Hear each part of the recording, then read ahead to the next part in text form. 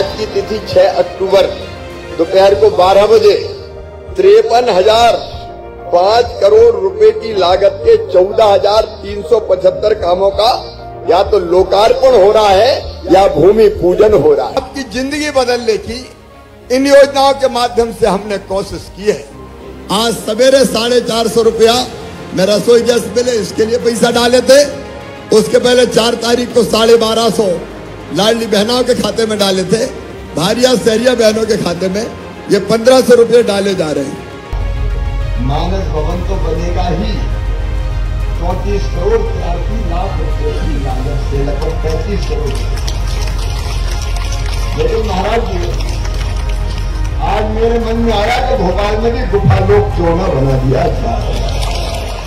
आचार संहिता लगने से पहले ऐसी घोषणाओं की लंबी फेहरिस्त है। इस दौरान 14,375 प्रोजेक्ट्स के शिलान्यास और भूमि पूजन शिवराज सिंह चौहान कर चुके हैं। इनमें से कोई भी प्रोजेक्ट कब तक पूरा होगा इसकी कोई डेडलाइन नहीं बताई गई। सिर्फ घोषणाओं के लिए कर्ज लिया जा रहा है। इस साल यानी 2023-24 के दौरान मध्य प्रदेश सरकार ने 55,708 करोड़ रुपए का कर्ज लिया। ये पिछले साल की तुलना में 6% अधिक है। क्या आप जानते हैं इस कर्ज को कौन चुकाएगा, कैसे चुकाएगा? आप ही चुकाएंगे इस कर्ज को। जब बजट घाटा बढ़ जाता है तो राज्य कर्ज लेने को मजबूर होते हैं। ऐसे में उनकी कमाई का बड़ा हिस्सा ब्याज लौटाने में जाता है।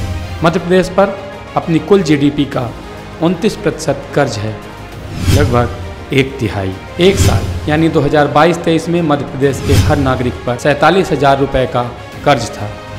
इसके बढ़ने की दर हर 5 साल में दोगुनी है, यानी जब आप 2028-29 में होंगे तब आपके ऊपर तकरीबन 1 लाख रुपए का ऐसा कर्ज होगा जो आपने कभी लिया ही नहीं।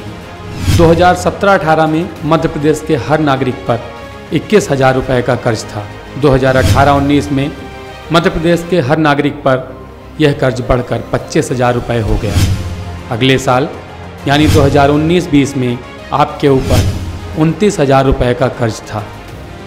यही कर्ज 2020-21 में 7,000 रुपये और बढ़कर 36,000 रुपये सालाना हो गया।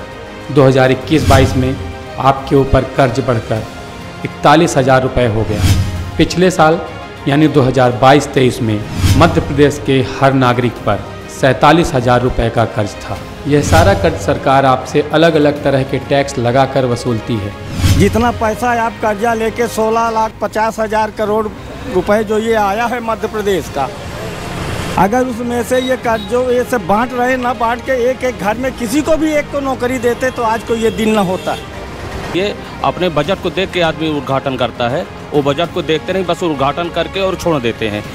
आज तक वो कम से कम 10,000 से ऊपर 20 साल में उद्घाटन कर चुके हैं, लेकिन काम उनका सड़क के अलावा कुछ नहीं है। 4 लाख करोड़ का यहाँ कर्ज है मध्य प्रदेश शासन के ऊपर, और ऊपर से हर महीने ये 1,000 करोड़ कर्ज ले रहे हैं लाडली बहना को देने के लिए, लेकिन वो बोझ हमारे ऊपर ही पड़ने वाला है और हम ही उसको चुकाएंगे। नेता तो खा के चले जाते हैं। मैं राशन के लिए बोला कि मुझे राशन दिया जाए तो राशन कोई नहीं देने के लिए तैयार हो रहे हैं, कई बार बोला और यही हो रहा है। राशन भी मिल रहा है तो गरीबों तक नहीं पहुंच रहा, बहुत सारे लोगों तक, बस अमीर तक पहुंच रहा है, वो बेच ले रहे हैं सब। आपको लगता होगा कि दूसरे प्रदेशों के मुकाबले मध्य प्रदेश में पेट्रोल और डीजल इतना महंगा क्यों है? महंगे ईंधन का सीधा असर आप तक पहुंचने वाले हर सामान की कीमत पर पड़ता है, चाहे वह सब्जियां हों या फिर अनाज, दवा हो या फिर कोई ज़रूरी वस्तु। शिवराज सिंह चौहान की घोषणाओं और मुफ्त की रेवड़ियाँ बांटने से क्या वाकई उन लाभार्थियों का भी लाभ होता है या उन्हें भी केवल घोषणा ही सुनने को मिलती है, फ़ायदा कहीं और पहुंचता है?